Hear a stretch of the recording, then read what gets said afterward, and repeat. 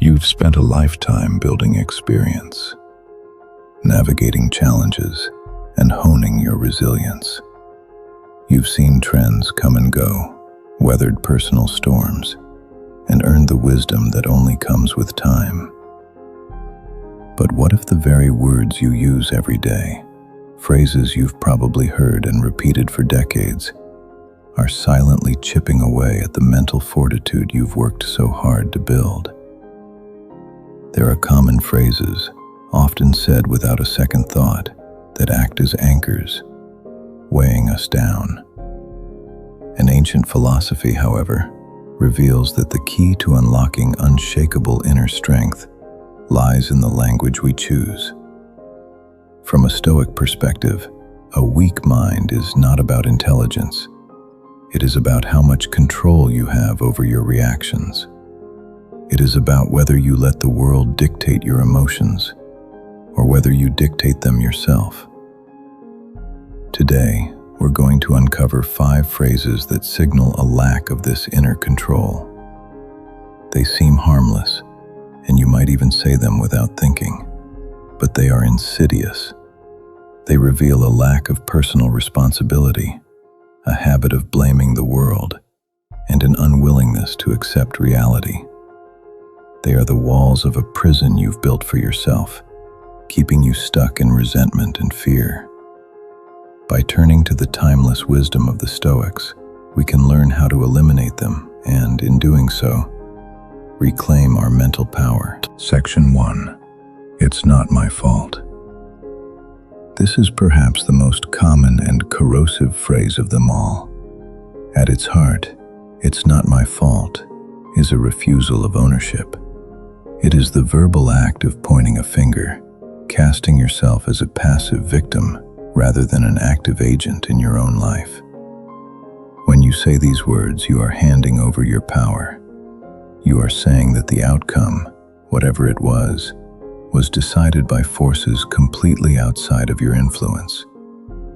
For those of us who have lived a few decades, it can be tempting to look back and blame the past, the system, or bad luck for where we are now. Maybe a career did not go as planned. Maybe a relationship faltered. Maybe health issues have appeared. Blaming these things might offer a moment of relief, but it is a fleeting comfort that comes at a terrible price. It prevents you from finding joy and purpose in your current reality. It destroys your ability to learn and grow from your experiences. The Stoic counter-perspective is simple yet profound. I am the author of my response.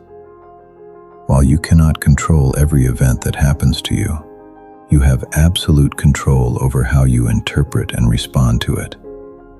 Marcus Aurelius wrote, "You have power over your mind, not outside events. Realize this, and you will find strength." This is not about blaming yourself for things genuinely outside your control, like a sudden illness or an economic downturn. It is about taking radical responsibility for your part in the situation. Maybe you could not prevent the problem, but did you do everything in your power to prepare? Did you react with wisdom and composure?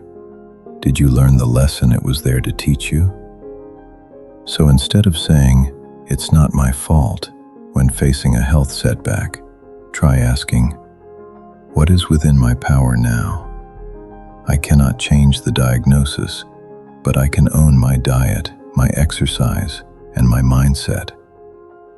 This shift from blame to responsibility is the first, most crucial step toward real mental strength.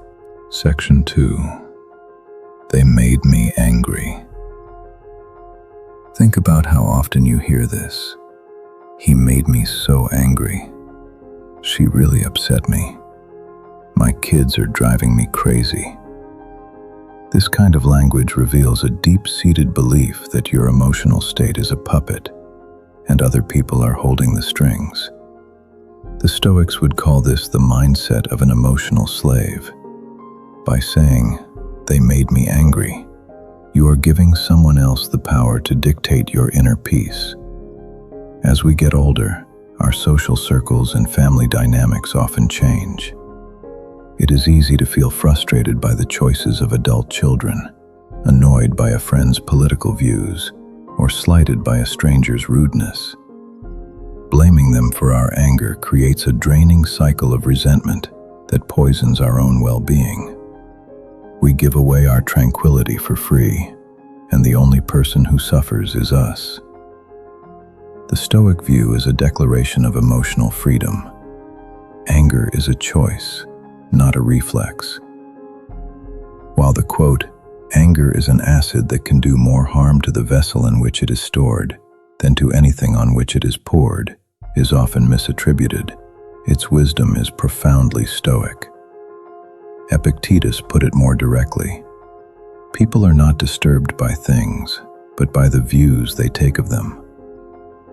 Something happens, another person's words, another driver's actions, but the anger itself is generated inside your head by your own judgment about that event. You choose to see their words as an insult. You choose to see their action as a personal attack. And because it is a choice, you can also choose to let it go. The key is to create a pause between the event and your reaction. When you feel that first flush of anger, do not see it as a command. See it as a question. Is this worth my peace of mind? Does getting angry serve any of my larger goals? When you realize that your anger is your own creation, you gain the power to dismiss it and stay in control. Section 3. I'll be happy when. I'll be happy when I finally retire. I'll be happy when my health improves. I'll be happy when the grandkids visit. This is the language of postponing happiness.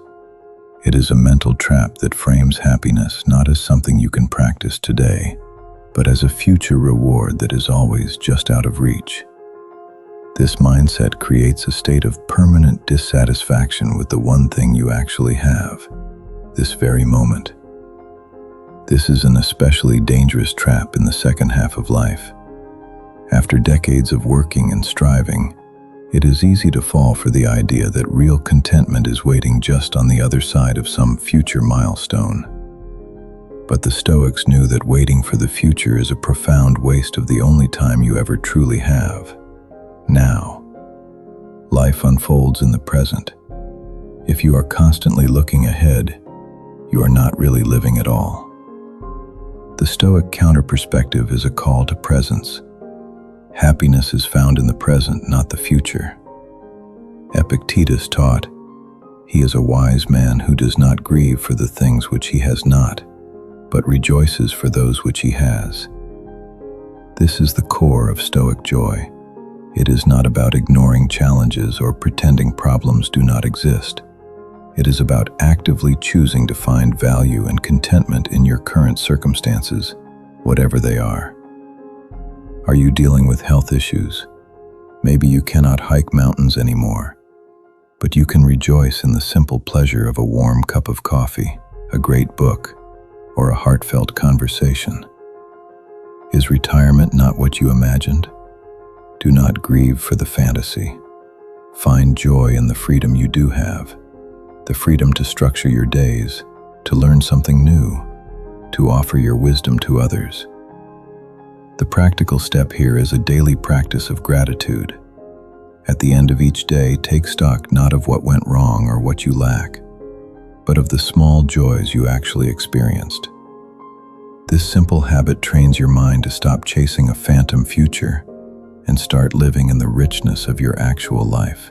Section 4. Why is this happening to me? This question is the cry of a soul fighting against reality. It is often joined by its close cousin, "That's not fair." This thinking represents a rejection of fate. It implies that the universe somehow owes you a smooth, easy path, and that any hardship, a health crisis, the loss of a loved one, a financial setback, is a personal injustice, a cosmic mistake. This mindset is completely understandable, especially when life gets tough. but it is also a direct path to bitterness and victimhood. It frames you as a passive target of fate, which stops you from finding any meaning or strength in adversity. It keeps you locked in a pointless argument with what is. The Stoic response is one of the most powerful and challenging in all of philosophy. Accept and embrace what happens. The Stoics championed an attitude that Nietzsche would later famously call amor fati, a love of fate. This does not mean being passive. It means actively embracing everything that life throws at you, the good and the bad, as fuel for your character. As Marcus Aurelius beautifully put it, a blazing fire makes flame and brightness out of everything that is thrown into it. For a Stoic, every obstacle is an opportunity. A difficult diagnosis is a chance to practice courage and appreciate the present. A conflict with a loved one is a chance to practice patience and empathy. The loss of a physical ability is a chance to cultivate the strength of your mind. The application is to transform your question.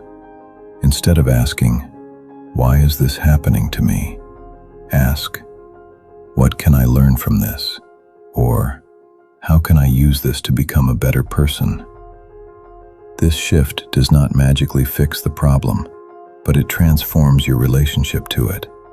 It turns you from a victim into a student, an alchemist who can turn even the lead of misfortune into the gold of wisdom. Section 5. I don't have time.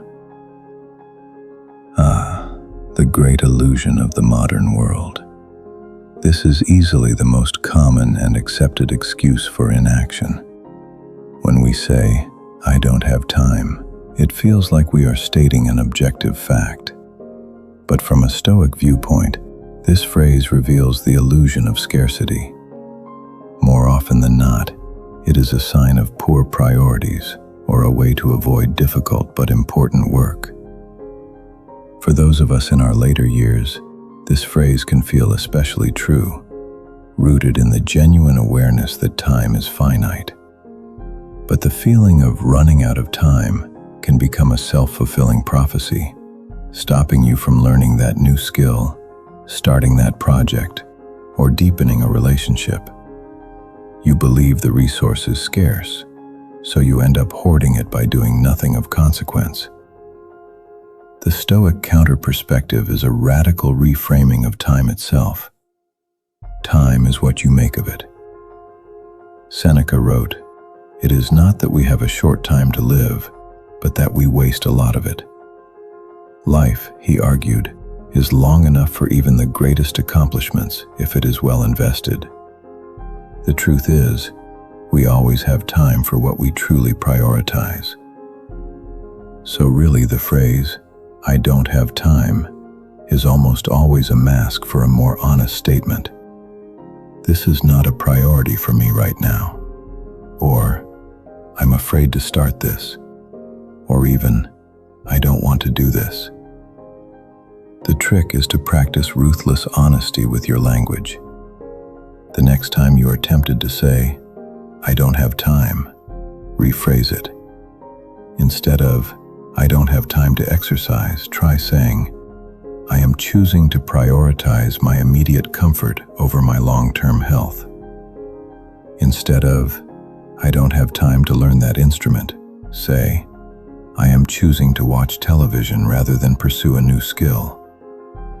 This simple shift forces you to take ownership of your choices. It moves you from being a victim of a busy schedule to being the active manager of your own life. Imagine the ripple effect of this. Imagine a life where you no longer cast blame, but take ownership. Where you no longer let others control your emotions, but guard your own peace. Where you stop waiting for a hypothetical future to be happy and start finding joy right here. Where you no longer fight reality, but embrace it as a partner in your growth. Where you no longer feel like a victim of time, but the master of your own priorities. This is the core promise of Stoicism, not just to survive the storms of life, but to thrive with dignity and purpose. Your language shapes your mind, and your mind shapes your reality. By catching and changing these 5 common phrases, you are not just playing with words.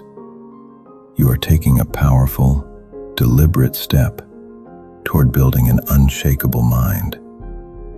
Take a moment to reflect. Do any of these phrases sound familiar? Which one is the hardest for you to imagine giving up? Share your thoughts in the comments below. There is wisdom in our shared journey. And if this message resonated with you, and you want to keep building your mental strength with more timeless wisdom, please subscribe and join our community. Let's grow stronger together.